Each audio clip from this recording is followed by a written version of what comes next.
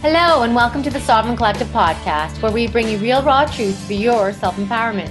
I'm your host, Sasha Calavoda, and I believe that you can stand on your own 2 feet, but that you don't have to do it alone. I love learning from people who continually strive to raise the bar, to go against mainstream thinking, and who dare to question the general consensus. People who risk being ridiculed or even risk the loss of their professional status as they bravely question the common narratives and challenge the rest of us to expand our minds and to reconsider what we think we already know. Join me in learning how to take control of your health and your mind so that you can have the energy to think more clearly and the confidence to step up and take responsibility for all aspects of your life. We promise to never censor here because I believe you are strong enough to hear the real, raw truth to make up your own mind. If you like what you find here at the Sovereign Collective podcast, then please share with your friends and family. And please also consider making a small donation on my Patreon page so that I can continue to bring you amazing content so that we can all create a better future. I so appreciate you. Thank you for tuning in. And now, on to the show. Hi, everyone. This is Sasha Calavoda with the Sovereign Collective podcast, bringing you some more real, raw truth for your self-empowerment. And today I am joined by Derek Fleming, a good friend of mine, actually, and a man that is busy educating people in the health scene in Calgary. He is an Eastern and Western trained herbalist. And he's the owner and founder of New Earth Organics, an amazing tonic herb company that is local to Calgary, just outside of Calgary in Cochrane. So one of my favorite brands. I actually have many of the products in my drink today. This sustains me every day, every morning. Love, love, love, love it. So if you've ever seen my posts, if you go to my Facebook page, you'll see these random posts among a whole bunch of other stuff these days with some delicious elixir ideas. So that I am lucky to get from Derek, and I've been working with him for actually over 6 years now, and I've known him for, I would say, over 7, something like that. But anyways, he is intelligent, humble guy, doing classes and educating and creating this amazing line of tonic herbs for your enjoyment. So, Derek, thank you for joining me today. Thank you. Thank you for having me. I know you're a busy guy. You've got 2 little ones. You got a busy business. You know, it's crazy times right now. It is crazy, and a crazy time just in general for those of you watching this at a later date. We're near the beginning of October 2020. Crazy as ever, crazier if not than the day before. So totally, yeah. Times the world has never seen before. Times the world have never seen before, and hopefully never again once we get through this. But yeah, no, totally. Well, thank you for having me. This is exciting. Thank you. New podcast. I love it. Like I was saying before, I love the studio. It's looking good. Thank you. Yeah, we're still. Yeah, thanks. I love the wood. I need some green. I think I need a plant here or something. But yeah, or here, something like that. But yeah. Yeah, I love it. I'm looking for the natural look. Yes. Yeah, that's always best. All right. Yes. Agreed. Natural. Living in a world where we're not very natural right now, right? We're living in a world of sanitizing,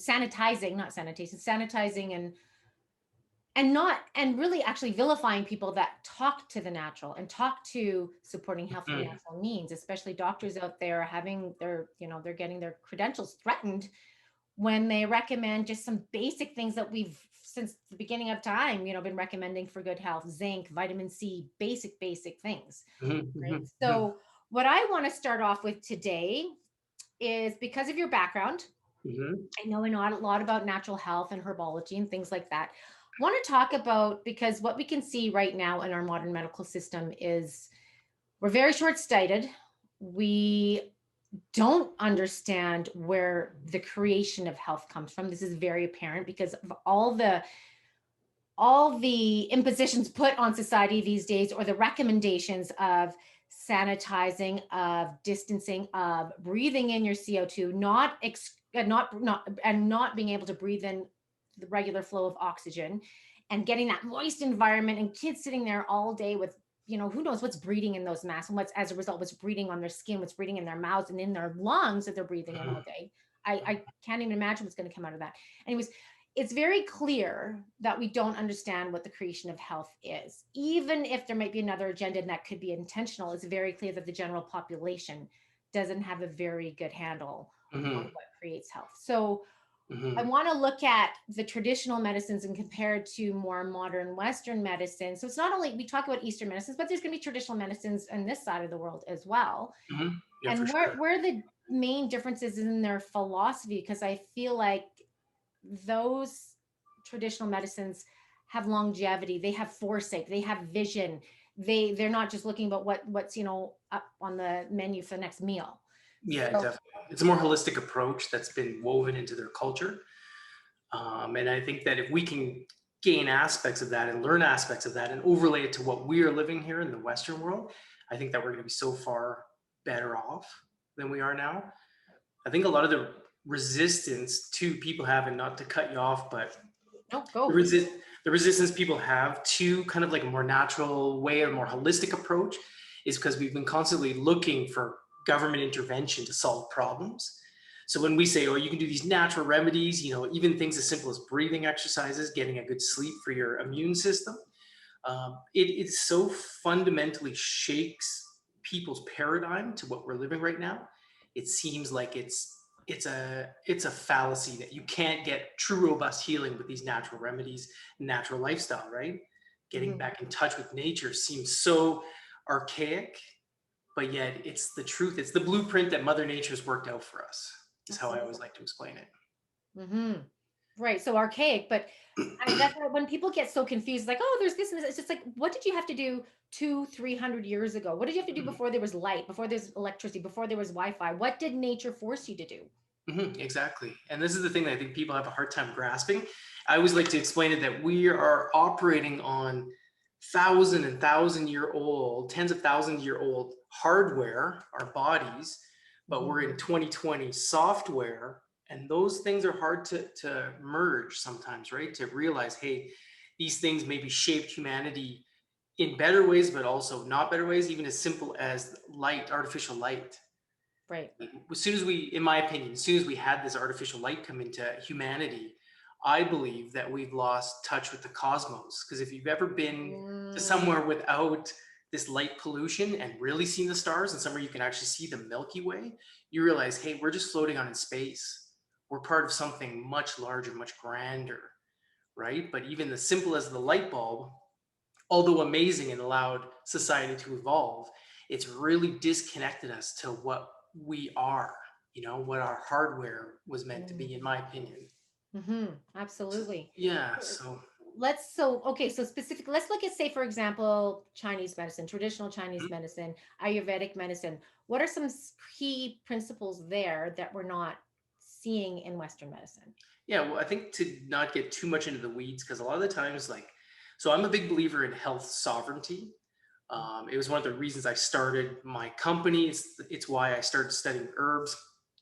I truly believe that we each and every one of us need to take charge of our own health. We need to know how to heal ourselves, right? Rocking this table here. We getting into it.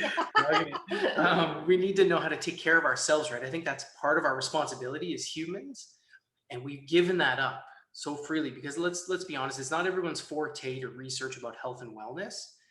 We have a deeper issue, like I was saying before, how this isn't a cultural aspect. Like we haven't had this growing up, this knowledge where you'll find in China, Asian countries, India practicing Ayurveda, they're taught usually these common macro principles, the principles that I teach, like thriving in harmony with nature, the seasonal attunement. They're taught these things from a young age, so that's woven into who they are. It's very rare you could talk to a Chinese Canadian person, someone who's born in China, or even born in Canada, growing up with Chinese parents, that they wouldn't know the fundamentals of hot and cold, like these energies of food and health and wellness that again we're so void of. So, okay, so let's just, for example, let's Yeah. break that down a little bit. Hot and cold. So Hmm. people know hot, people know cold. What do you mean? Yeah. Exactly. So, I mean, there's the fundamental energies, and you can get again deep into it and learning about how they interact with each other. But there's always these and I always like to bring it back. I think it's the easiest concept to teach people is the concept of yin and yang. So I Mhm. think everyone's probably familiar with it. If not, you can Google that image. But the yin and yang is the balance point of nature, and I think every single thing that we have in the universe, in the world, operates, in our third dimension that we're in right now, operates in this good and bad, light and dark. So the yin and yang is that representation of opposing energies that operate in harmony with each other, right?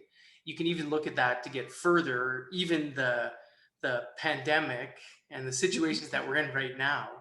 A lot of, like, we were talking about this before we began, there's so much negativity, right?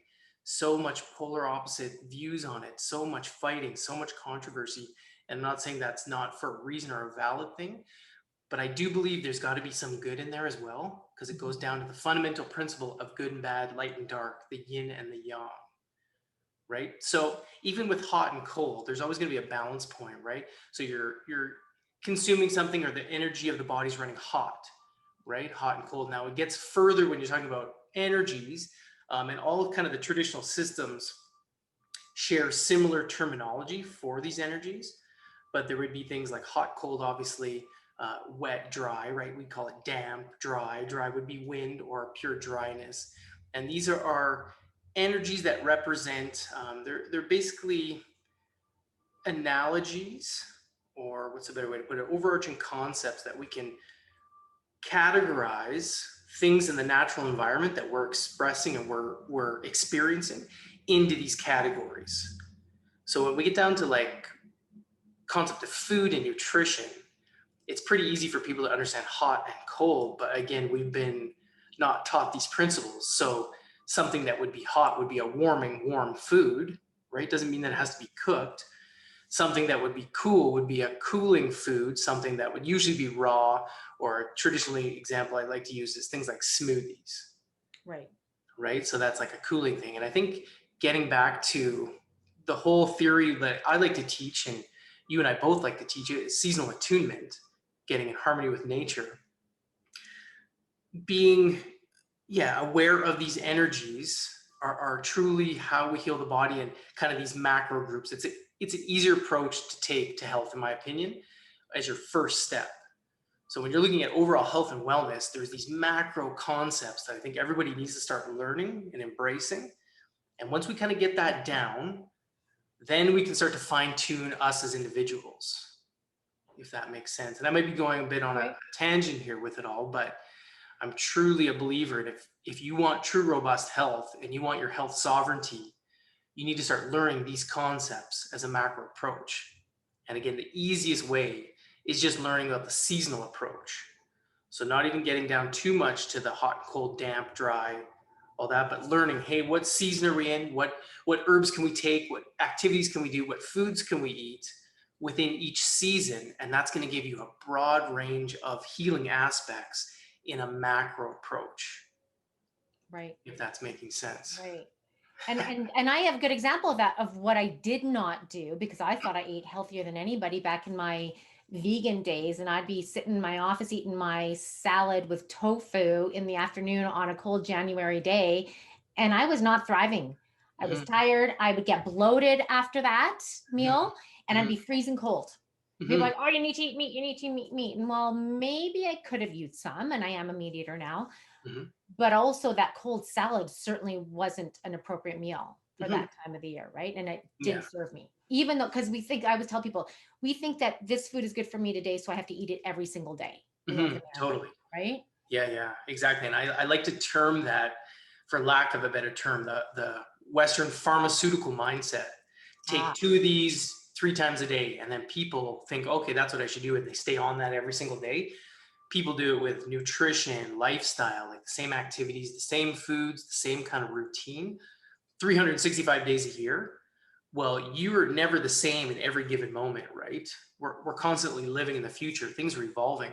We're dynamic beings living in a dynamic world. We're not static beings that can survive like that. So, like, backing it up, I think, again, these fundamental principles that we've lost or never been taught in our Western culture are so fundamentally important. And I mean, one day maybe we can do podcasts on those each individual energies as well, to kind of teach people and explain that. But really, some things that people, I recommend, look into are the concepts of Taoism, right? Living in harmony with the universe, we're more than just this static being living on Earth. We're connected to the cosmos. And their belief is that true fundamental aspects of health and spirituality is living in harmony with the natural world. And it's so true. And again, it's not like we can't have these future or contemporary scientific advancements that can help us out as humans, because there's some amazing stuff, right? We live in like also the best of times, even though there's a lot of negativity and hardships going on right now. We truly have things that would never been available to us, like even as so simple as foods and tonic herbs that we have access to, right? If you were living even 100 years ago out on the prairies in your sod hut type of idea, it would be harder to get access to this information, foods to heal you, right? This is why people died of common flus and colds. We didn't have the community structure that we do right now. But, and it seems like a big thing to digest. And that's what I was saying at the beginning. When you're looking at like, oh, I want to live in harmony with nature, that means maybe even as simple as giving up my smoothie in December is such a radical paradigm shift for so many people. It is. Because in the health world, especially, and this is partly gets me down, partly interesting, but so many dogmas, so many linear aspects to health and wellness, like, oh yeah, you need to do this. And we all know, so many buzz fads, diets out there and approaches to health constantly come and go. And time after time, we see that, hey, this might work. So you were talking about veganism, might work for someone, right? And then stop working for someone, right? We see that constantly. And I think it can all be distilled down and brought down to that concept of ever-changing seasons, because the world is ever changing. So for example, a vegan or vegetarian diet might benefit you immensely in those warmer months. You might be like, this is the best ever. And you might be able to thrive through a winter or two on that diet because of so many years of congestion and living out of harmony. You need that cleansing process. But you'll see 9.9 times out of 10, someone will hit a wall with those approaches. And they're like, oh, this isn't working for me anymore. I need to radically shift this. Well, I take the approach and I teach people about this because I firmly believe in it. We need to take a step back and go with the flow of nature. What is the world providing for us at this time? What are the things that we can embrace and encompass into our diet and lifestyle? And how do we live a more cohesive existence with what the world is doing and changing? So go ahead. I was just going to say, so let's get some concrete examples right now. Yeah. We've just transitioned into it's a beautiful fall. Well, compared to last year, it's beautiful. It's supposed to be over 20 degrees today, beginning of October in Calgary. That's not normal. No, but it's amazing. What would be some? So this is exactly that. What perfect example. I was just going to lead into this too. We're living, 2020's been like a pretty crappy year, a pretty hard year, pretty intense, a lot of negativity, a lot of fighting, a lot of this is good, this is bad. It's just been insane times like we've never seen before. But like I was telling my partner, to her that, this is also nature's gift, that we're living like some of the best times in terms of climate. Like this is the best fall ever right now. 20 degrees, like you're saying, October. It's so amazing. So Mother Nature is giving us that gift. Well, going back to your example, some hard concrete evidence. We know that from the fall time, so we're in something called the lung season, which is what they'd say in Chinese medicine. And when it's a season of an organ, that's that organ's time to rebuild, process. All our cells are renewing in that 12-month period, as you're aware. We need to start honoring that. And some things that would honor the lung season or fall would be, warming type foods, a more carbohydrate type diet. We want to embrace things like pungency, so a little bit more spicy, aromatic, dispersing. Now, when people hear all those terms, they're maybe overloaded, but some easy ways to explain this is we want to get back to like soups and stews. And we want things like pumpkin pie spices, right? Those aromatic, dispersing, warming spices. Now, to your point, this is also one of the warmest falls we've ever had, and beautiful. So again, like I was saying before, we're dynamic beings, right? We're not static. So even though it's lung season, it's never a hard and fast rule. So because the Mother Nature right now is giving us the seasons, of warmth and easiness, we can still embrace a lot of those principles we'd find in late summer. So, things like maybe a little bit more raw foods. One of the classic colors to eat at this time of year would be white. So we want to eat white foods. So one of the best kind of white foods for this time of year in this type of temperature and situation we're in would be things like apples. So yeah, red, white on the inside, right? Right. And we know that apples are really good to cleanse and tone the liver, the gallbladder. They help with peristalsis, right? That malic acid dissolves things in the body. It nourishes us, gives us vitamins, but those are the things we can start to implement. So it's always an easy, gradual approach, never a hard and fast rule. So, and maybe to get a little bit more advanced, when we talk about pungency and spice, this is a classic example right now. And this is also speaking to those people that have seen me talk and teach about this. If we're embracing a lot of those warming hot spices, we need a balance point, right? There's always this balance point where we can definitely overdo that and burn our fluid out. It's never like on the whole range of health and wellness, it's never the hard left or the hard right type idea. It's always somewhere in between. So we want to balance that. So right now, being warm outside, again, that's apples, more apple bakes, maybe a little bit of light fruit still, raw, cooler things. You could still get away with, some cheese, some white cheese, something that'll still help build that fluid in the body. Right, to keep it so that we're still moist, we're not drying out in this heat of fall right now, and just being easy and go with the flow. And again, if you're a beginner to this and have never seen this before, an easy way to figure this out is literally go to your grocery store, your local organic market, and see what the seasonal foods that are coming out are. Yes, I had a friend just pop in 2 days ago with a big bag of just around the corner. So they picked little pears from the pear Yeah, tree just around the corner. exactly. Another great. So I got a big bag of pears that I got to do something with. But yeah, Yeah, another great lung food, right? I would excellent, say, yeah, excellent. Moistening, white on the inside, yeah, fibrous, like cleansing for the body. Excellent, right? We'll see also tubers right now. So potatoes, right? Inside of a potato is white. Now, this is where the paradigm can get flipped on people. There's definitely people out there never consume anything white ever. yeah, It's the worst thing for you. Again, we're dynamic, fluid beings, and at certain times of the year, these things can be excellent for us. We're getting into fall, which what else do we have? Is an abundance of grains being harvested, right? This is the time when we actually look at a biochemical aspect of our body. We'll actually start producing more amylase, and our microbiome will shift towards the season to allow us to digest those foods better. So, we're honoring nature by supporting her in what she's providing, but she's also supporting us and with what we need. right. And I think once you start eating that way, you start craving it and noticing it and wanting it.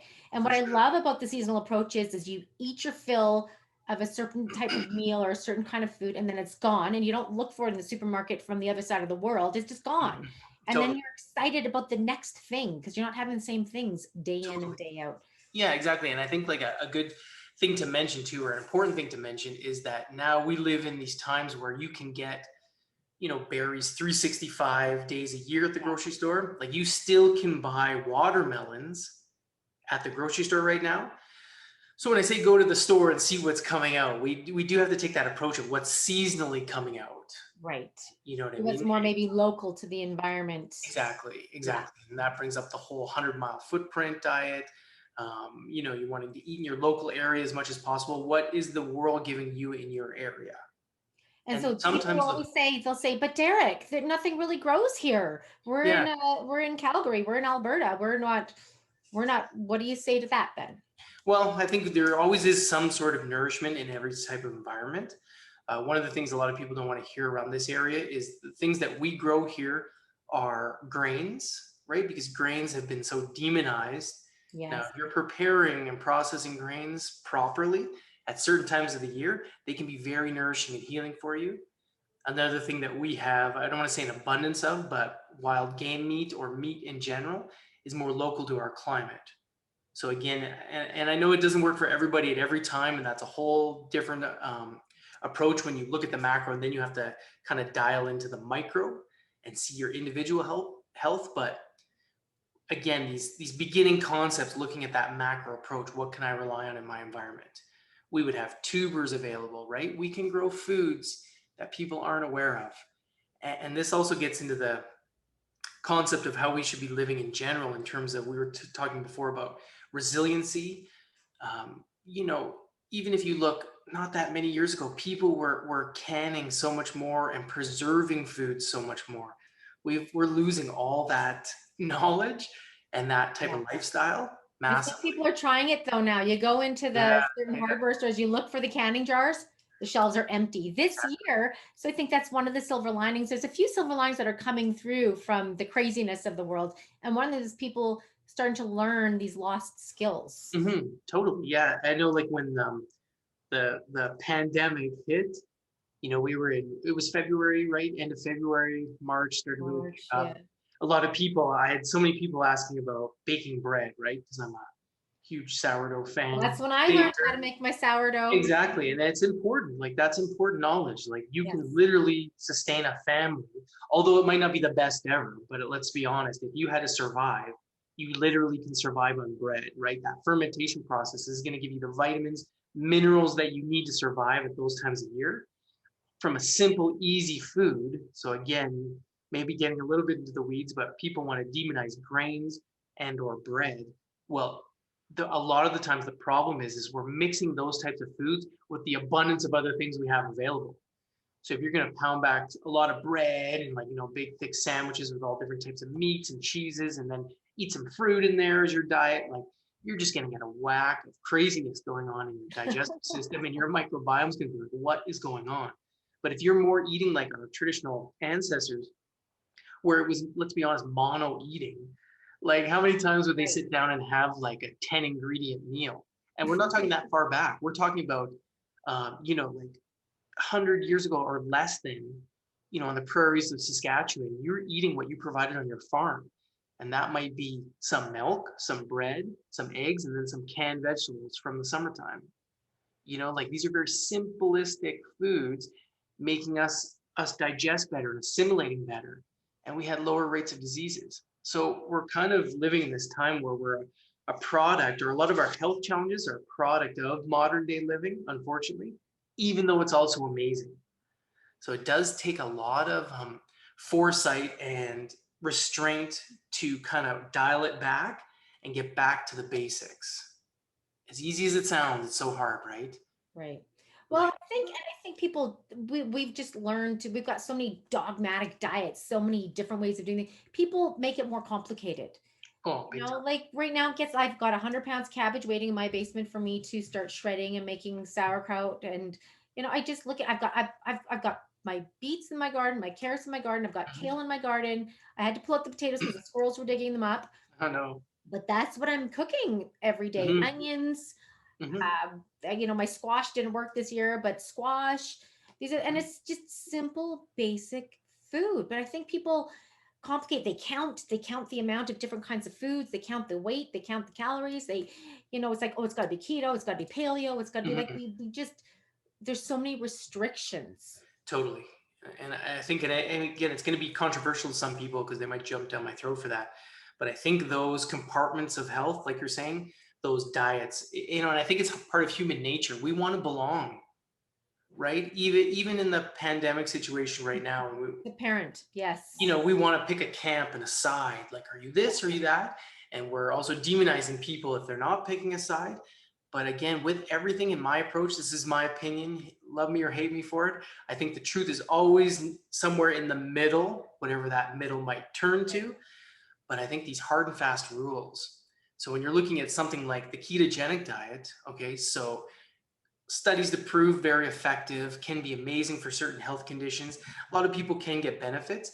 Is it a forever diet? In my opinion, absolutely not. Right. When in nature would you get an abundance of that fat readily available to eat every single day?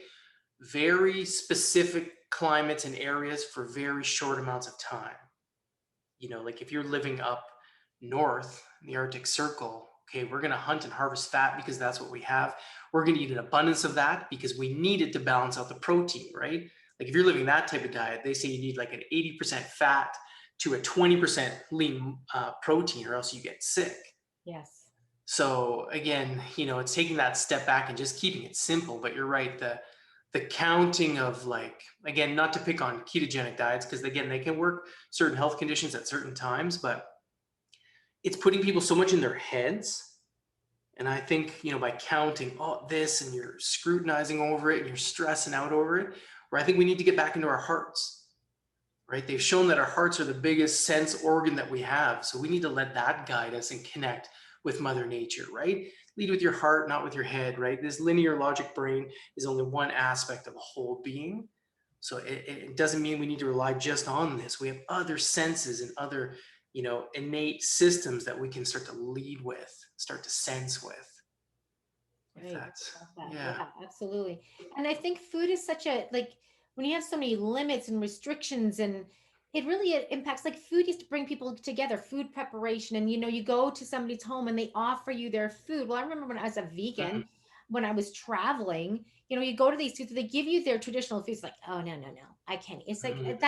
that's an honor for them to give you. And Mhm. sometimes, very poor people and different parts, Mhm. they'll give you their very best. And this is it's an honor to be able to have that food and share that food with them. But we just make so many rules, and that's the thing, it brings us in our heads. And it also, I think, a big part is disconnects, like, it disconnects what's going on inside with what's going on outside, Mhm. because we don't partake in what nature offers throughout the year. It just, Yeah, exactly. yeah, it's Yeah, just like, rigid. It's rigid, and like you totally. said, it has its purpose short term, but then we have to look at the bigger Exactly. picture. But I think it's like, to your point too, it's pretty hard, and I think pretty apparent to most people that they wouldn't survive without community, right? A community. Right. So when you're saying, like, Yeah. sharing foods and preserving and helping each other out, we still see examples of that in farming communities. They're still working together, right? Like, we're so, in my opinion, disrespectful to farmers and where our food comes from nowadays, Yeah. and that's a whole other topic maybe, but you still see that they rely on each other to get through. And I love that. I think that's amazing, Right. right? We need that community and that relationship and that connection. We're connected to everything. Everything is interconnected, right? And I think, like, the concepts of these traditional medical systems or herbal systems show us that everything is interconnected. You can't have one thing without the other, Right. right? It's a Right. two-way street here. So coming back to Eastern Western medicine, let's compare, say, a visit with an Eastern or traditional, some kind of traditional medicine practitioner, and a Western doctor. They're Mhm. going to look at you. They come to your doctor's office. You got 5 minutes, one question, and they look at it. They don't look at Mhm. you. Like, let's quickly see what's Yeah. different in that approach. And I think, like, it's a tough one, because our society's evolved with that system, that Western medical approach. I will say though, and I always say this, like, thank thank our creator that we have people that have invented emergency medicine, Yes. because me as an herbalist, and I took this saying from one of my mentors. You break your leg, you're hemorrhaging, don't maybe come to me, you should go to Yeah. the doctor in the emergency room. There's so many advancements about modern medicine that are fantastic. I can give you certain things, but usually when you're dealing with a holistic, like, robust health approach, especially with chronic issues, it's a slow, gradual process, right? Where the pharmaceutical world, if I want to call it that, have that hard and fast approach, like, here, this is what you need to deal with this. It's a true allopathic symptomology type of practice, where the traditional herbal systems are definitely looking at the holistic approach. And if you've ever dealt with any sort of chronic issue and been to the doctors or the traditional medical system, you know that it's very rare you've probably got any sort of healing. Can't say it doesn't ever happen. There's going to be someone out there that, oh yeah, they get a shot for this, they might be good to go. You do hear the odd case. At what cost is a whole other rabbit hole of that approach. But when you're looking at traditional healing, we have to look at the whole individual. So we would look at, and there is diagnostic techniques that some practitioners will use, looking in the eyes, looking at the tongue, feeling the pulse, taking an overarching concept or view of that person.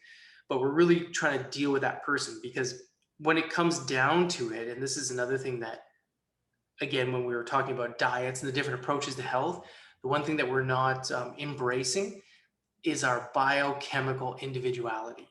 Mm. We are all different, and it drives me bonkers when I go and listen to some guru on the internet or YouTube or whatever and say, yeah, this is the approach. If it's not working for you, you're not doing it right. That is so far from the truth. There was an excellent book that came out, I believe it's late 70s, excuse me, or 80s. It might even be 90s. It's an older book. I believe it's out of print, but it's a whole research book on biochemical individuality. I believe actually that might be the title, and I can't remember the author. But reading through this book is fascinating. They did all these studies and examples. And this is, again, where science is good, that we can kind of look at that linear data. Mm-hmm. But these people had all sorts of different chemistries in their body, different ways they metabolize things. You know, one of the interesting things are we commonly term things like arthritis or specifically gout as like a disease of bad diet and poor things like that. There's a whole section in that book on saying, hey, people metabolize and deal with uric acid so much differently that some people just innately have a way higher amount and they do nothing wrong. So when we demonize these people, hey, you need to clean up your diet and do this, right? That judgment call, we're not taking into account that, hey, they're not us, and their chemistry and their bio individuality is so much different than mine. We need to like cut them give them a benefit of the doubt, cut them some slack, and let them and teach them how to evolve and find out what's best for you. Because I believe no matter what practitioner tells you, myself included, I think you know yourself the best. And if you're in a state of being right now where you don't know yourself the best, your body, you don't have that internal voice that guides you, right? Then you need to maybe start working on some self-love, some meditation, some getting in tune with your being. Because when it comes down to it, your thoughts are things and they dictate your body. So if you're really feeling something, someone tells you, oh yeah, you need to do this, but your body inside is saying, no, that's not right for me, then you need to go with that. Right. 100% of the time. This is your life, your spiritual path, right? You're the spiritual being living out your existence. So you need to be in touch with that. And that's like one of the core fundamental principles in my belief about this health sovereignty. Right. And we're going to talk about that. I want to touch on that. But what did I want to say about what you were just saying? That's the thing I think is really apparent. I think the timing of the world events right now are very precise because it's very clear that we are disconnected from our own inner knowingness and we don't trust ourselves to be our own guides. Mm-hmm. We don't trust, we look outside of us. We're looking for the government to save us. We're looking for a doctor to give us the right pill. We're looking for a diagnosis. Mm-hmm. And we're not listening to the inner wisdom and we don't trust it and we're not connected. And mm-hmm. It's very apparent as soon as it's hit, I was just so upset in my kitchen talking to my husband. Like, it's like people just don't know how to take care of themselves. Mm-hmm. Right. They just have no clue. And then they get scared and then they just wait and do what they're told.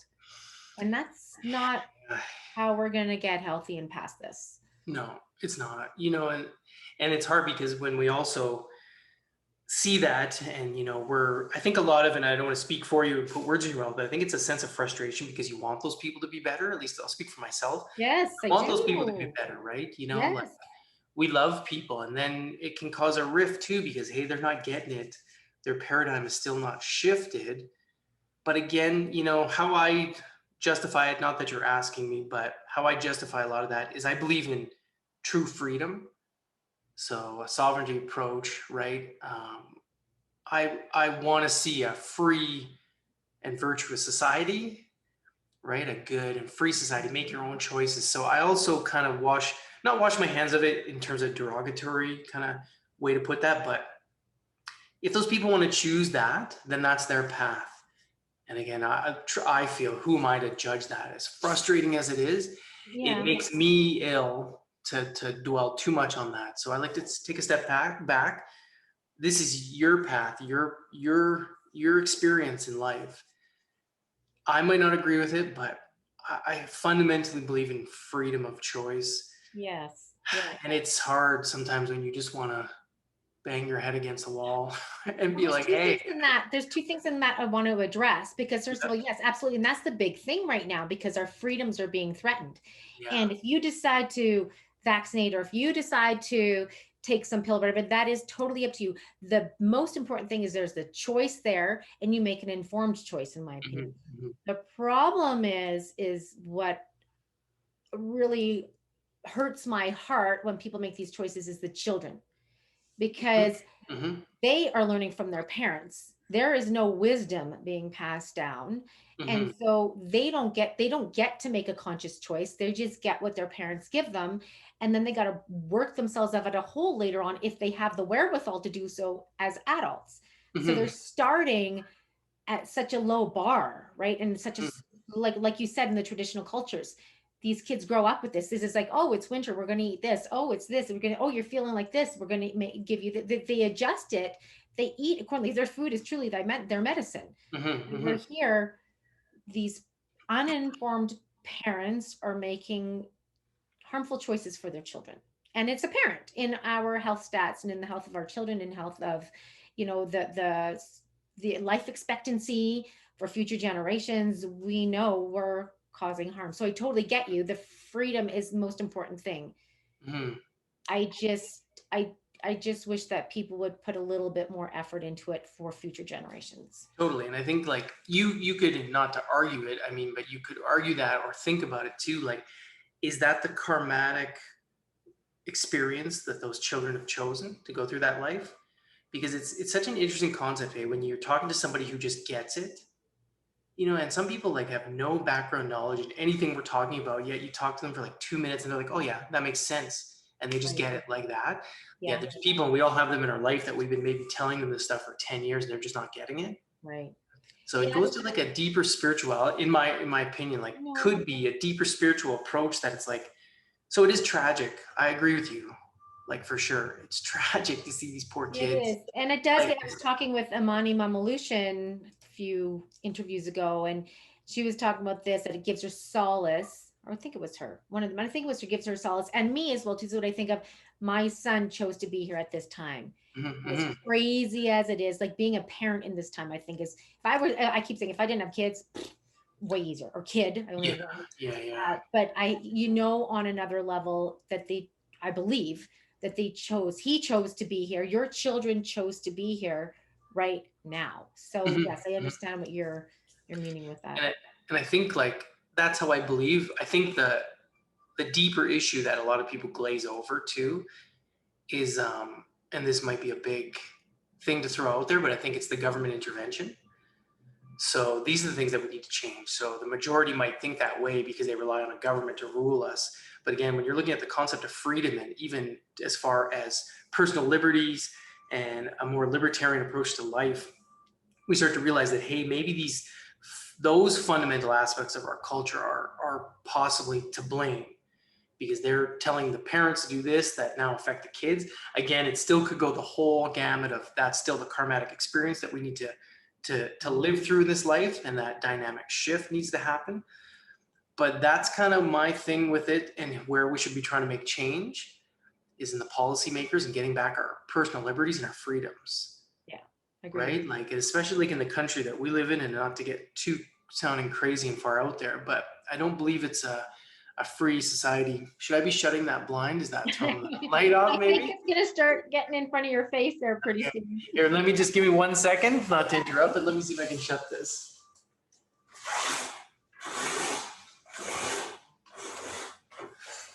Is that maybe better? That's better. Much better. There you go. Yeah. So, yeah, just to further, like, I think, again, if we have that more freedom approach, we in this country, we're even restricted on the things that we can consume, like health wise, these products, freedom of speech, all those things are so important because we learn together. And not to preach or be on my soapbox at all, but I do think that there's comes a time and a concept where we can be not afraid to change our opinions. And this even goes for myself, right? Like, if I've worked through my ego stuff enough and I'm confident in myself enough, then I shouldn't be afraid to change my opinion, because we're always learning and growing. And that's how I think we're going to make change and get better. 100%. Right. Yeah. But again, if we're wanting to rely on those deep human natures of belonging and sticking with a dogma and approach because it's a security blanket, I don't think we're going to get far. I think we need to start No, coming out of that. no, I don't think we will. Yeah, and Totally. it's a deep, Totally.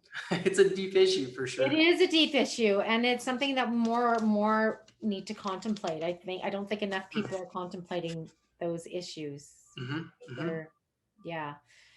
Okay, I'm going to steer it a little bit different now. I want to come back to a little bit more. I want to get into the philosophy because New Earth Organics, Tonic Herb Company. I mm-hmm. want to get into the philosophy around tonic herbs. So why would somebody want to, what is a tonic herb? Why would somebody want to incorporate them daily? And what is the goal around tonic herbs? Let's get like just high level overview of that compared to say, for example, some medicinal herbs or vitamins and minerals. What is the philosophy on those tonic herbs? Yeah, so you summed it up to where saying a tonic herb is something different than a medicinal herb. So when people look at herbs in general, they're thinking medicinal herbs. These things have these medicinal aspects. Well, a tonic herb still can have medicinal aspects, but it's more of a class of herbs that are gentler. They're more used long term. You can think of them, a better way to put them, even as tonic foods. So things like a medicinal mushroom, a tonic food, something that I can consume daily, little bits, little amounts, little bits, very often for these long term health benefits, right? As opposed to a medicinal herb, which would be something maybe stronger, something that we would use short term to get through a specific condition, and then we would stop the use of those herbs.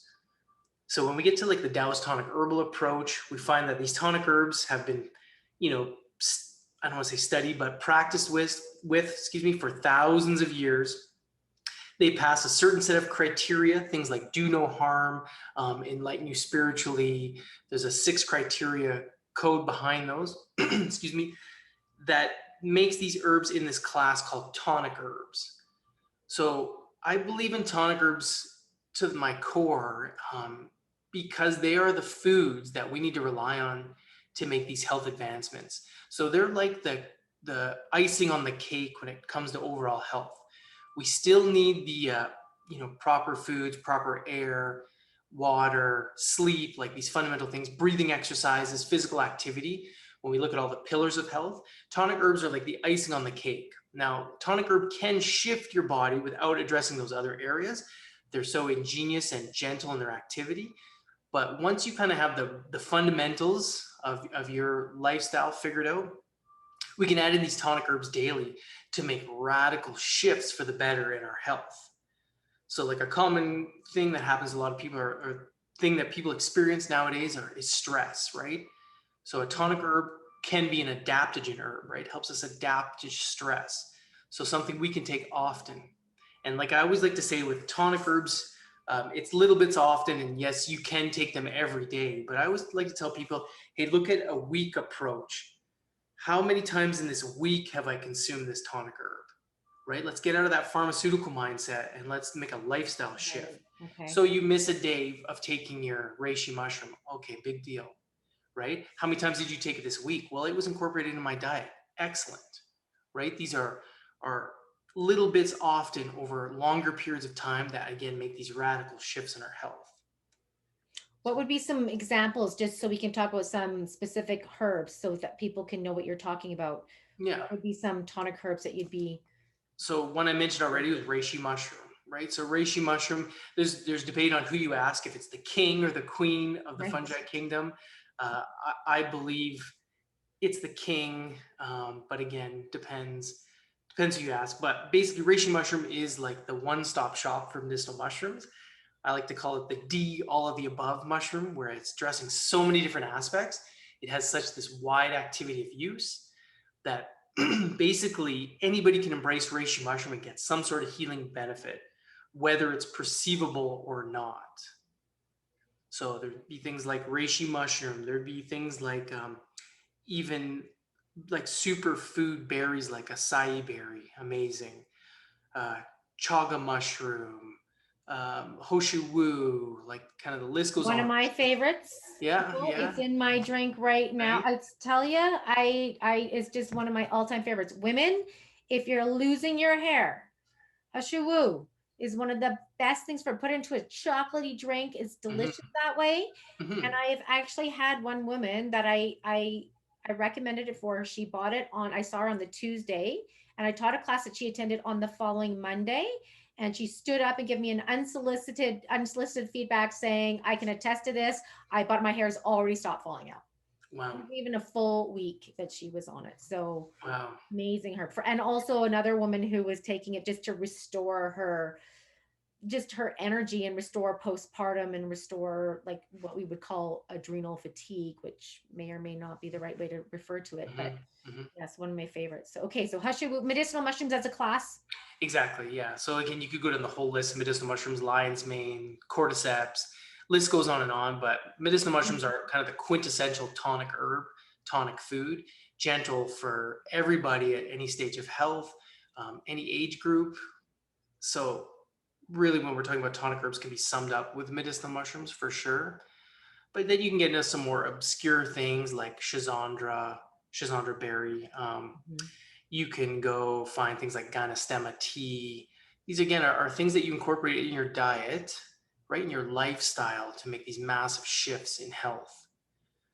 So when you're looking at tonic herbs, there is a seasonal approach to that as well. And this gets a little bit more advanced for people, and this is something I know you talk about, I talk about as well, which herbs for which season can we embrace. But realistically, with tonic herbs, they're so gentle, they bridge seasons. So if we get a general idea, and I always suggest people to do their own research, look into this stuff, right? We have internet at our fingertips.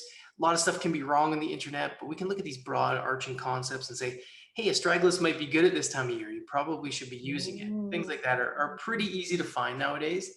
But other superfoods that people have heard of are like goji berry, right? That's a tonic herb. Right. And again, tonic herb, tonic food, something that we want to incorporate in the diet for overall health. So right now we're in lung season. Give me your three top. If we pick Three three, top. Well, definitely astragalus is one of the top. that's in my drink too. Yeah, like I mean, it's the classic prophylactic herb at this time of year. When we look at the concepts of the immune system from an Eastern standpoint and a Western standpoint, it's navigated by the lungs. So we want to embrace herbs that help the lungs. The other aspect of the immune system is digestion, which can go for the stomach and intestines.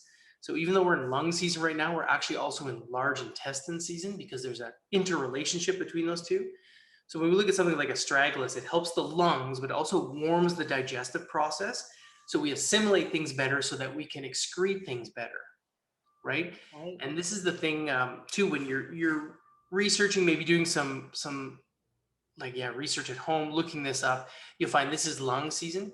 But we also need to take that a little bit further, not much further, and realize that this is also large intestine season, right? We're making a radical shift. I always find that, or I always tell people, the most radical shift in terms of an energy standpoint of the seasonal change is like that into fall. It's where the energy really starts to make a real turn up until winter where it comes right around. But the shift from fall is really hard, from late summer to fall, because usually in our climate, we'd have crazy snow outside by now. It'd be Right now. cold. It just comes in like a thunder. And then the springtime, when we're coming back out of that, it's usually like cold, snow, wet, wet, wet. Oh, now it's nice. So those are usually the two kind of hard shifts in the year. So when we're coming out of that summertime diet, which is a lot of more fresh foods, lighter foods, we still need some seasonal cleansing because we got a long, whatever, 4 or 5 months ahead or longer, possibly, Yes. of cold weather coming. So we need to cleanse that system out. So we also need to work on the large intestine and the colon and get that cleansed out. So when we look at things like astragalus, it's going to help warm that digestive center. So things are going to be metabolized better, that we'll be able to excrete more fully, right? It's going to take the burden off our system, even though it's not known as a colon cleansing herb, because it is not. It's assisting your normal body Mm. process. Okay. So they would be one of the That's top. that speaks to the more traditional medicines, right? It's looking at, it's like you're affecting what you're warming here, or your lungs is going to affect what's coming out on the other end. Whereas the Mhm. doctor would be like, oh, here, take this glycol based laxative if you're stuck. Yeah, exactly. So it's like, and this is again, the genius of these tonic herbs is they're intelligent. They have a blueprint within them that maps over us, right? It's all by nature's design. So they know what to do for us. We just need to put our reliance in them, right? Right. Not abuse them, use them in the correct time of year, things like that, just help them a little bit more. But we can really just rely that they're doing their work. This Right. is a common issue too. You'll find people more in that pharmaceutical mindset. And I'm sure you've heard this lots too. Oh yeah, I took that for a couple of days. I didn't notice anything. Yeah. Oh yeah. Well, like, I mean, do you notice a lot of things in your body happening? Like, you're not like, oh yeah, my right kidney here is not, the body knows what to do. So we need to have that reliance that these software programs, these blueprints that we're consuming are going to code in the body and start doing their thing, right? Right. Okay, so Um, astragalus. Stragglers. So, again, we got to look at the time of year, like in terms of the season. But again, like a classic one at this time of year would be cordyceps, right? Cordyceps medicinal mushroom. So, cordyceps is an amazing lung tonic, adrenal tonic, but its aspect to help you metabolize oxygen and get the lungs clear is so healing at this time of year that people often forget, because cordyceps is one of these herbs that people know it for increased energy, right? Because it helps you metabolize oxygen better. So you get a boost, right? It's kind of like opening up your carburetor on your muscle car. You're going to get more air into the system. You're going to get a more robust metabolism going. But its protective effects of the lungs, its opening process, it's allowing you to breathe more breathe more fully and exercise those lungs are helping you protect your lungs, right? It's giving you that protection and that internal stamina to get through the season. It's also shown to really help in a dynamic work setting. So we experience this a lot in our culture. We go from a warm house, or our climate, a warm house into a cold environment, and there's that real shock to the system. Cordyceps, this is for like people who work outside, hot and cold coming in. Cordyceps really helps protect the lungs by strengthening their aspect, right? Their energetic aspect. So it really cuts down on that kind of abuse that you'll get from season change, cold winds outside, right? Even though it's really nice outside, I don't know what it's like there, but here it was really cool wind yesterday. That is something that cordyceps will help protect against, because wind is another concept, not to get too deep, but wind is how we get disease in the body. So that can actually be from the wind, right? You always want to bundle up, just like your mom told you, bundle up or you'll get a cold, right? That actually matters.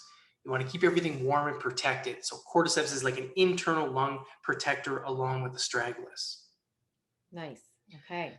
Yeah. So number 3, top 3. I mean, you could go on and on. I know it's hard to choose, and if this isn't going to be a perfect list, people, you can do your homework for more. But I just want to give 3 good primary ones for people to start with.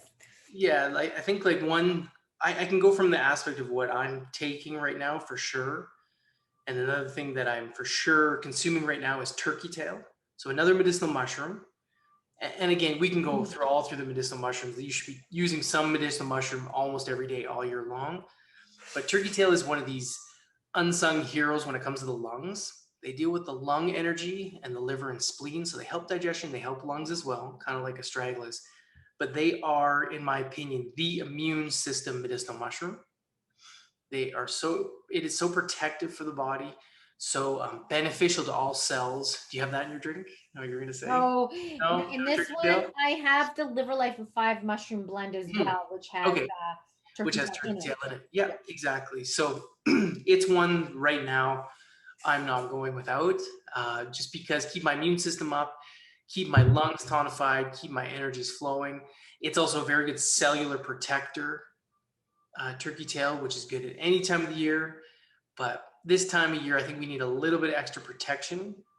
So, and to your point, this is also where it's so hard to pick, because I do get this question a lot. If I could choose one, which would it be? Yeah. Mm-hmm. And it's almost impossible to say, because that person's individuality. I like to tell people it's about building a repertoire. So building your own apothecary at home and having these substances in your possession that you can grab when you need it is so beneficial. So you're kind of investing in your health by building up the amount. So even better, and again, to your point, is taking something like a blend at this time of year. So this is not a product push or pitch or anything like that, but there's a reason why that 5 mushroom blend has something called mesema in it. So turkey tail for immune system, then there's a medicinal mushroom called mesema, which is known to also tonify the bowel. So it's helping with that lung with the turkey tail and the mesema with the colon, helping get those toxins out and to push them out of the body. Again, not detoxifying in terms of like cathartic or something that's going to make you Right. go to the bathroom. These are working on a cellular level, but it's going to help tonify that colon to keep the system going. So, and further, I know this isn't in your top three, but if it's okay if I ramble about herbs for a little bit. Speaking about the colon, so something that's really beneficial at this time of year, and I don't think many people are aware of it or use it, but is an Ayurvedic blend called Triphala. So I'm a huge fan of Triphala. So Triphala is a colon tonifier, right? It's a blend of 3 herbs. Amla fruit is one of the herbs in there. So it's a nice, gentle herb. It's different than a laxative for sure. Some people will say, oh yeah, it's habit forming. In my experience, it is not habit forming. We're only using it for short amounts of time. And with Triphala, it's something that you usually need to start on in little amounts, and keep taking, and eventually your colon is going to start working perfectly, which is so essential at this time of year. Right. We detoxify 70% of toxins, 70% through our lungs, right? That other 30% is going to be through skin, urinary system, and colon. But we still need to tonify that area, because with the colon, we can get a lot of impacted fecal matter, a lot of crazy things going on down south. So, and we're not aware of it, right? Because we don't get that true cleansing diet in our systems, right? We don't fast much anymore in our culture. We don't go through periods without. So a lot of times things can collect in that system. So even though we detoxify more through our lungs, we still really got to pay attention to that colon, because that's the harsher chemicals basically going out the back door. Right. And we need to gotta move. They gotta get out. Gotta move. So Triphala is really easy. I recommend people not to give dosages or too many recommendations, but they take Triphala. You can get usually pressed tablets of it. A brand I really like is called Himalaya. I find it one of the cleanest, one of the best. You can take one caplet or one pressed, it's a pressed herbal tablet, usually 1, maybe 2 before bed. And that's going to help with your morning movement. And then you're just going to get into a natural rhythm that way. I have the powder. It's very, very sour. It's very, I haven't been, I've been meaning to take it. I haven't been, but it's hard to get, it's for the taste is probably a good thing. I would think as part of the action in the medicinal aspect of the herb, is it not? But it's a hard one to take. It is a hard one to take. And so those pressed tablets, you will still taste it as it's going down, just a fraction of that taste, and still going to get a lot of benefit. You're right. And this is where tonic herbs and elixirs, like the drink you're making, really shine, because then we're tasting all our herbs. Again, whether they're perceivable or not, our system can code and we can get more in tune with our senses. And you're going to get a better activity. There's some Ayurvedic practitioners out there that believe that when we taste something, it can work, that herb can work up to 10 times better. Wow. Which is substantial, right? Yeah, huge. So we want to taste those herbs, right? Even if you wanted to go, it was double as effective, that's still amazing. You know what I mean? Right. Absolutely. Yeah, we just want to taste it. We want to code. There's a reason things have flavors. Right. And that goes into the whole 5-element theory of Chinese medicine, which we're not going to go into now. Too deep. But again, it's another big thing about, that's another part of the seasonal attunement, right? It's the flavors and things like that. But I want to come back to something that you said, and I wasn't going to get into this, but I'm going to ask you your opinion on this. 70% of toxins being excreted through the lungs. And here we have our kids sitting all day in school with masks on. We've got people working in environments all day long with masks on. Speak to that. What does that mean? What is your opinion on that?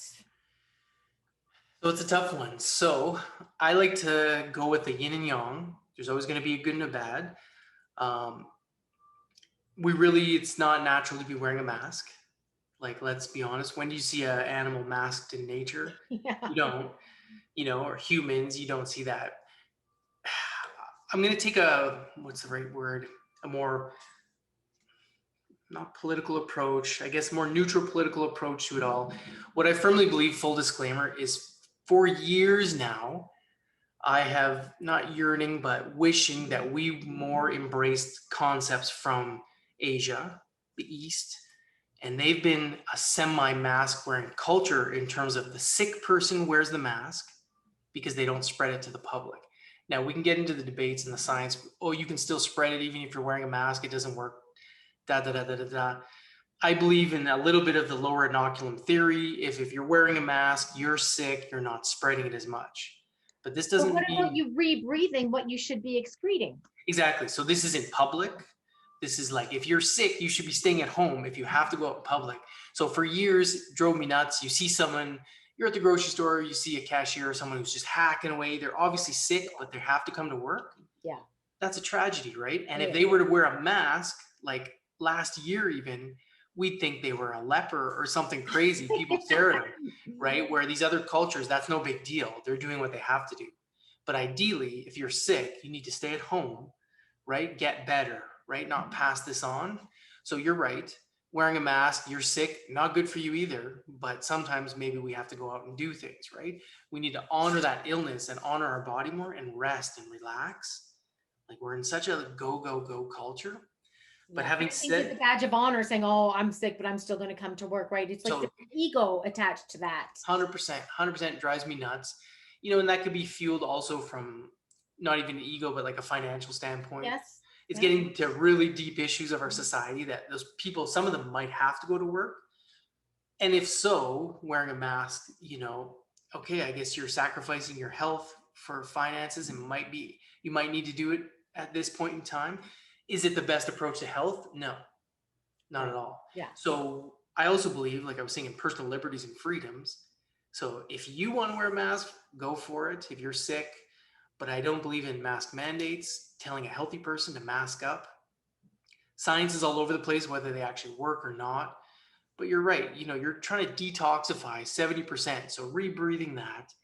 And I think you mentioned this before, or maybe this was off camera, but things breathing inside your mask, possibly to have like an actual safe mask wearing situation, it's got to be clean and fresh. It's Just just because the so humidity building up and it's exactly. humid. So you see now people are getting all these things growing on their faces. What's growing in their mouths? What's growing in their Yeah, lungs? And there was a exactly. really interesting interview that I listened to with this Yeah. one guy who was a surgeon, and he had to change his mask every 30 minutes. Mm-hmm. And he wasn't touching it, adjusting it, doing it. But the humidity would build up to the point where if he went beyond even 1 minute, the moisture in the way it all worked, it would reduce his ability to get in oxygen, and he start getting a visible tremor. And he was doing very fine surgeries around people's eyes, Yeah. and he would start to get a tremor 1 or 2 minutes past that 30 minutes. It would affect his dexterity and his ability to be precise in his surgery. Exactly. What else? And that's like, and he's only finding that out because of what he's doing. Let's just think long term. These kids sitting in school, what is brewing everywhere? I can't even imagine. They've actually termed it maskne instead of acne. Maskne, maskne, because things are growing right, just like you're saying. Like, in our mouth is filled with bacteria and things like that. It's not a natural thing, and to mandate it on to healthy people. And I don't want to get on my soapbox too much, but is a crime. It's criminal. It's tough. It's a tough one because you also get the people that appeal to well, you're not wearing one. That means you're not protecting me. Like, have some common courtesy. Wear a mask because you might be spreading something. But I'm not sick. That's the thing. Like, people are saying, a friend was saying, well, why wouldn't you comply? Why wouldn't you do this? Like, I dedicate my life to understanding health, to learning it, applying it, teaching it. That is my life. I am not a danger to society, right? I know myself and I know my health. It's like, there's all these people walking around. Does that mean they're all sick? No. And the asymptomatic hair is spreading. We know that that's not happening. We know. I mean, so crazy. Enough is enough. Yeah, it's pretty. And again, it's a polar debate because again, you'll get a lot of people that they've appealed to that common courtesy approach, keeping your mask on so you're not spreading it accidentally to me, that I spread it to my grandpa who is in a nursing home. I totally get that. And so it's a hard debate, right? Back and forth. So again, I've come to the understanding or the realization with myself, like most things, freedom of choice. If you want to, go for it, but don't tell me what to do. That's the thing. I would never want anybody to compromise their health to protect me. Yeah, exactly. It's my job. That's that taking that health sovereignty approach. I would never expect you to do anything to protect me unless you're like, I'm walking on the sidewalk and you're driving. I don't expect you to drive your car up on the sidewalk. But in terms of compromising your health in case you might harm me, I would never, ever. Yeah. exactly. Ask anyone to do that. Exactly. And so that's my stance on it. It comes down to personal freedom of choice, personal liberty. Mandates, all these things are unconstitutional, against human rights. I mean, it's a tough thing. It's such a It is. tough subject. It And is. I don't see it getting any better anytime soon. Like, not to get too deep about the whole thing, but I think we're under this, a lot of people are under the fallacy that as soon as there's a vaccine that's going to help save everything, things are going to go back to normal. Absolutely, in my opinion, not the case. Who is going to sign up for that right away? Number one, even if you believe in vaccines and all that, okay, you can go and get it first. That's your choice, but don't tell me what to do. And so I think this is going to be kind of a long time. So I always, at least lately, my head, like I was telling you before we started, is more in getting people more wise on their personal liberties and freedoms and say, hey, you should make a choice based for you, right? We don't stop we need to stop judging people and being so angry with each other and just, hey, if that's what it is, you want to do this, go for it, but you can't tell me what to do. And I Right. think this is I think this is the fundamental paradigm shift that needs to happen, Right. Very right? much. And if Yeah. we go under a government society that tells us what to do, whenever in history, not to rant too much, but whenever in history have our personal liberties eroded that we ever get them back? Right. Right. They don't take them away with the No, intent to give them back. no, Right. So we no. have to look at people like, oh, when it goes back to normal, it's only going to go back to normal, and hopefully it doesn't. I think another silver lining is breaking down old systems that are no longer Mhm. serving or maybe never did. And we Yeah. are seeing an uprising in other parts of the world. In Canada, I think we are seeing people getting together stronger, maybe in Toronto and Vancouver, but even here. And even in the US now, there's the mask mandate's been dropped in a few places. One, I can't remember, one governor said we will never lock down ever again. Mhm. Florida's going back to normal. So there is some changes. There are some changes happening, but it takes us to stand up and to demand that. Mhm. And but it also takes understanding more the bigger picture in Mhm. the truth and how health works. There's Mhm. so many things to look into Yeah, it, but and totally. I think it's worthy to spend some time understanding that. It only makes you stronger. As they say, the truth will set you free, Yeah. right? And we're not being told the truth. No, totally. And that, just like to further your point, that is one of the silver linings right now, is so many people are more health minded than they've ever been. They're looking at these natural remedies, even as simple as vitamin D. Oh, maybe we should take that, right? Right. Uh, those are silver linings, because just like you say, the normal's never going to come back. It's always going to be a evolution of what that normal is. So we're in a time right now where we can help shape that. At least I hope shape that to what we want to see, right? Yes. More free, virtuous society. I hope so. Yeah. Absolutely. Agreed. Agreed. Okay, quickly now, because we've been on for a long time. Let's Okay. let's give us a nutshell about your company, how people can find you, what you're up to, and yeah, tell us about that. Because I love New Earth Organics products and I use them every single day. And I know a lot of people that are health oriented would Mhm. want to know if they don't know about them already. So you can find New Earth Organics products usually at a health food store near you. You can find us online at newearthorganics.com. Big shout out to everyone that is involved in our community, help support us. I can't thank people enough. Every time we get an order or someone tells me they're taking our stuff, it literally warms my heart. This is something so fundamentally deep to me and my family. So if we can share things that we love and use at home with the masses, that is amazing, right? We're in it for the bigger picture. But you can find us there. You can find us on our socials.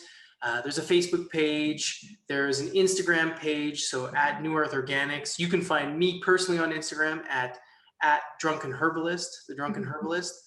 Yeah, and we can connect that way. I don't do a lot of social media. I plan to be doing more. I've kind of more relied on the person-to-person connections over the years, the teaching, right? I find that that's what I like to do. If you can do a talk and just change one person's life, that's so amazing, right? But you can connect with us there.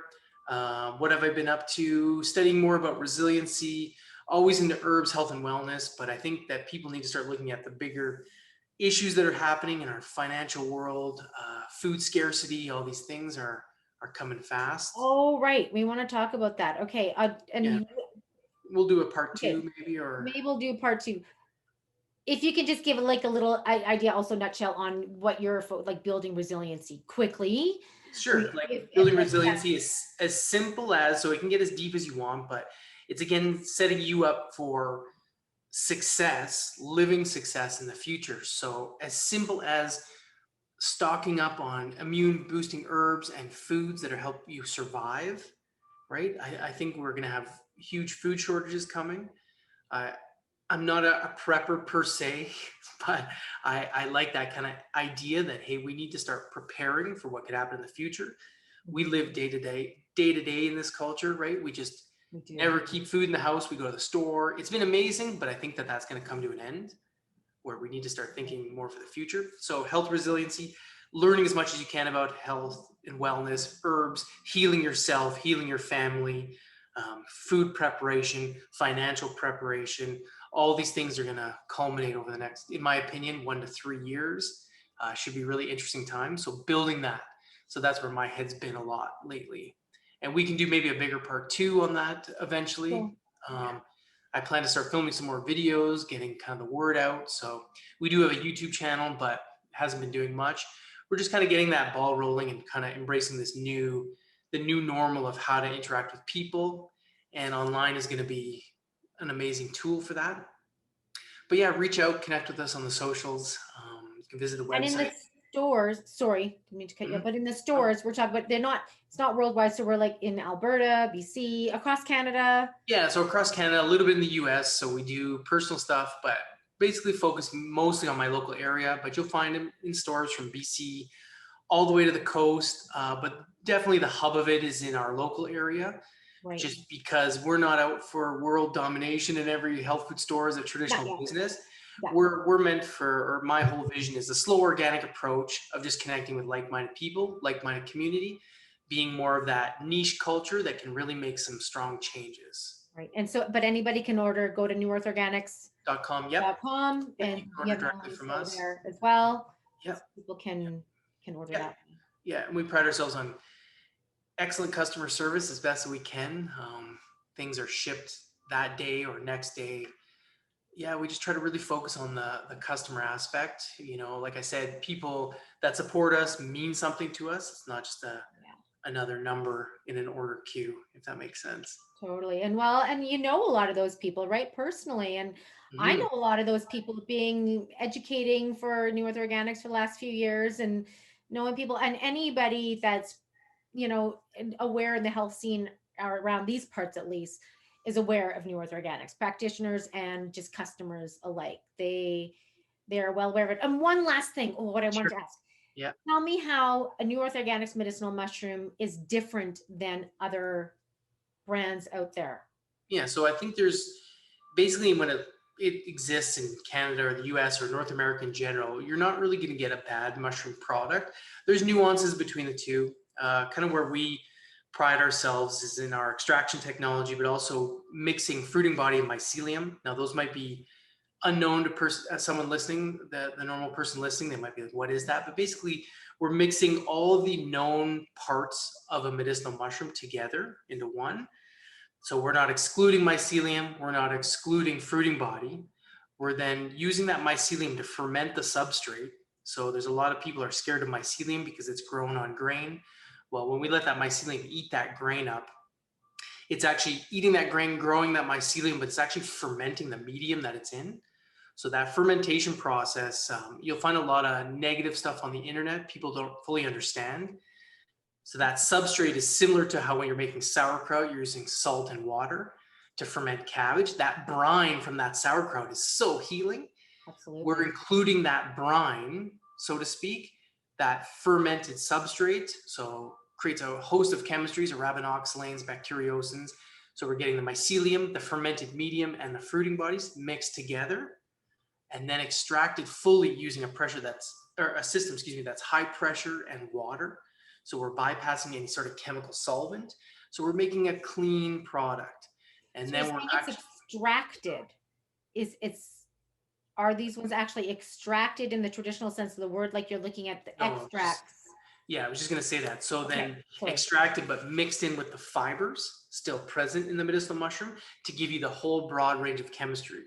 So an extract traditionally, I mean, there's a lot of misinformation. It's hard to kind of navigate the whole medicinal mushroom world because everyone's got the best. I got this, I got that.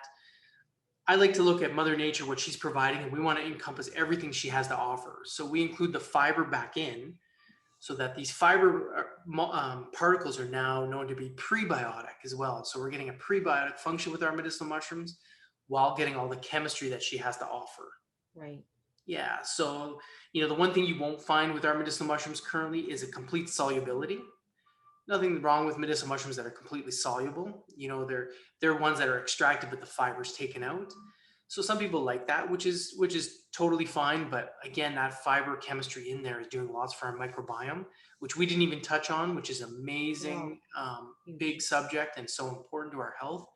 So we're just providing the best, cleanest, most whole approach to medicinal mushrooms that we can, because we're holistic beings, right? We're approaching the holism of your being. Nice. So yeah, but again, any mushroom product out there is going to be a good one. It's more important that you take medicinal mushrooms, right? It's no good if you buy them, they sit in your cupboard. We need to be embracing this tonic herbalism, right? Yes. Something. And again, the daily approach is too overwhelming. Look at a weekly approach. I can't stress that enough. How many times this week have I had chaga tea? Well, not every day, right? It's always a yin and yang. It's always a balance. There's always that teeter, right? Let's be fluid and dynamic in our approach to health, not static and pharmaceutical. And I think that relieves some of the pressure for people, right? It's Mhm. not about perfection. Totally. It's not about rigidity. It's Mhm. not about any of that stuff. It can be very organic and give yourself some grace. Totally. Yeah, it's like Yeah. this day might not be the best, but tomorrow's a Mhm. new day. You can Exactly. start again. Yeah, that is so true. Well said. Like just that organic approach, that easy approach to life, right? We're gonna make a tasty drink today. Tomorrow I might just have a cup of tea or two. And then, it's just being relaxed about it. But the consistency is so important. We just need to be consistent over the long term. Right. Over the long term though, but there's that vision built in where we don't have that in our Western medicine and our modern medicine. We don't Mhm. have that vision for the future. So that's over Mhm. the long Mhm. term. So that this week or even these few days on the whole scheme of things is Mhm. not, Mhm. it's not what we need to stress over. Exactly. Exactly. Right. That consistent long term approach is what matters. Right. Awesome. Okay, well, maybe we'll do another one on medicinal mushrooms specifically, because I Sure. know I'm really surprised that a lot of the health gurus out there don't focus more on medicinal mushrooms. I think they are becoming more and more of a hot topic, but there seems to be people that focus on it and other people that just don't really touch on it, which I'm Mhm. surprised about because they're so amazing on so many Mhm. levels. So maybe we can do another one on that and Totally. do other things. Yeah, for sure. And when it comes to medicinal mushrooms, like they're literally one of the greatest allies you can rely on for your health. We need to start embracing them. There's definitely that other side of that flip coin where people are like, oh, they're a cure all, heal all. No, these are tonic foods that we need to look long term. Probably a good idea you get them in your diet, Right. but you need to also start looking at the fundamental pillars of health. How well are you sleeping? All these things add up, right? It's not easy, but it's a lifestyle, right? Embrace that lifestyle. Yes. Awesome. Okay. Thank you, Derek, for all your time Thank today. That you. is Thanks for awesome. Some meeting. great wisdom coming from you and some really, I think some really basic tips that people, they don't need to know all the details, just some really basic tips. Look out your window, see what's happening, what's growing in the garden or what's growing at the farmers markets. Hmm. Bring in some reishi mushroom maybe to begin with. Hmm. Rest, breathe, get outside, breathe in some different environments and Hmm. start there. It doesn't Yep. have to be that complicated. No, slow and steady wins the race. Exactly. Thank Awesome. Well, thank you you, so much. Okay, guys, Sasha. look him up, newearthorganics.com. Check it out. And if you're in Calgary, there's in the health food stores here, and you can look me up as well too. I've been working with the company for quite a few years now, and amazing company. So hopefully I really miss getting in front of the people and teaching the Mhm. classes, and you as well too. They're very Mhm. very popular classes. So look for that in the future when Yep. we're Yep. gathering some Yeah. more again. Okay. Thank you, Derek, very, Thank very much. you. I really appreciate your time. Thank you. Bye.